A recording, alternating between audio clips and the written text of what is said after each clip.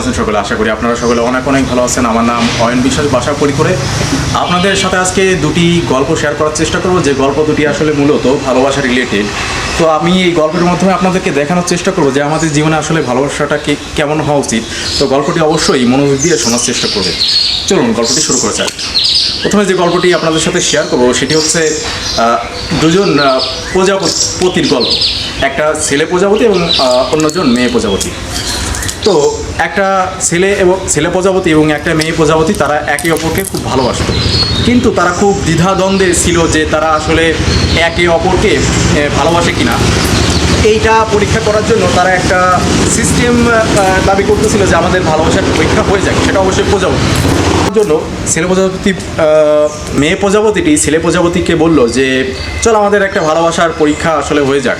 তুমি যদি আগামীকাল সকালের মধ্যে ওই যে ফুল গাছ দেখতে পাচ্ছ, ওই ফুলের উপরে বসে থাকো, তাহলে আমি বুঝবো যে তুমি আসলে আমাকে অনেক অনেক ভালোবাসো। তো ছেলে প্রজাপতি বললো আচ্ছা ঠিক আছে, তাই হবে।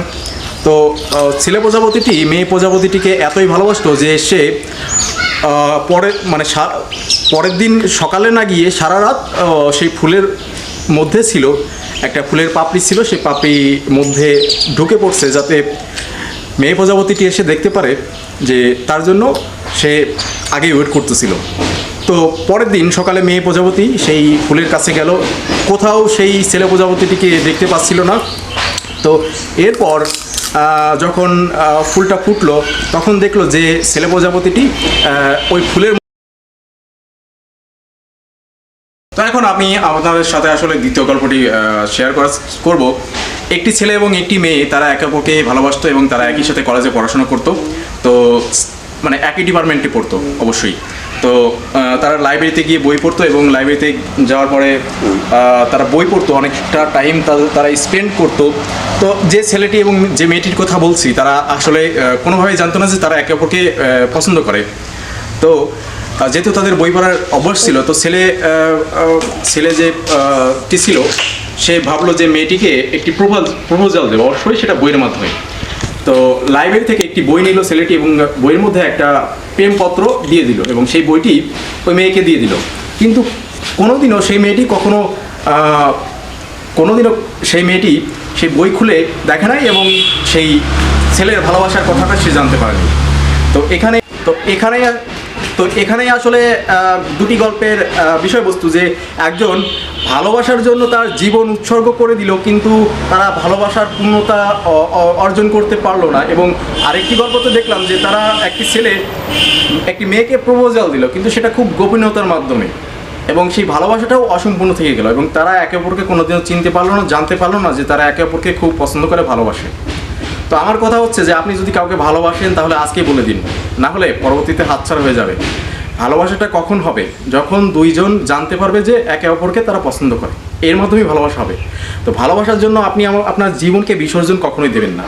যদি দেন তাহলে হয়তো সেটা কোনো ভালোবাসার মধ্যেই পড়ে না। অবশ্যই কিছু কমিটমেন্ট থাকবে যেটার মাধ্যমে আপনি ভালোবাসার চাহিদাটা পেতে চাচ্ছেন। তো ভালোবাসার ক্ষেত্রে জীবন দিয়ে দেবেন, মরে যাবেন, তাহলে তো আসলে আপনি জীবনে যা চেয়েছিলেন তা পেলেন না। তো এটাই আসলে বুঝতে হবে যে ভালোবাসতে হবে খুব ডিপলি, কিন্তু কোনোভাবেই আমাদের জীবন যাতে হ্যাম্পার না হয়, জীবনে যাতে কোনো সমস্যার সৃষ্টি না হয়। তো সেক্ষেত্রে সমাজ আপনাকে নাও মানতে পারে, পিতামাতার আপত্তি থাকতে পারে। তো এর জন্য আপনার বাবা মাকে যদি অবশ্যই বোঝান, তাহলে অবশ্যই আপনি সফল হবেন প্রেমের ক্ষেত্রে, ভালোবাসার ক্ষেত্রে। তবে আমি একটা রিকোয়েস্ট করব যে যারা এই ভিডিওটি দেখছেন, তারা অবশ্যই 9, 10 কিংবা কলেজ লেভেলে গিয়ে প্রেম করবে না। করবেন একটু বয়স হলে, একটু 20-25 বছর বয়স হলে, তখন আপনার বুদ্ধিটা একটু বেশি থাকবে। এই বেশি থাকার কারণটা হচ্ছে তখন আপনি সমাজের, দেশ বিদেশের অনেক কিছু সম্পর্কে আসলে জেনে যাবেন। তখন আপনি অনেকটা পরিণত হয়ে যাবেন, ম্যাচিউর হয়ে যাবেন।